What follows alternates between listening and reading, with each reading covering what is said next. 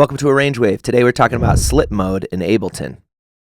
You'll notice when you're editing clips that the grid is the default setting in Ableton. So when you move a clip around, it's going to still stay locked to the grid.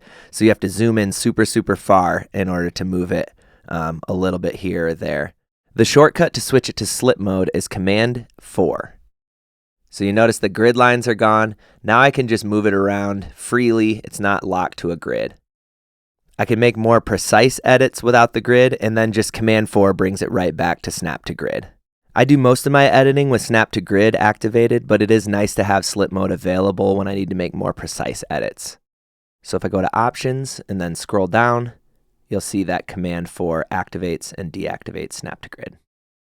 Thanks so much for watching. Let us know in the comments what we missed, what we should talk about next.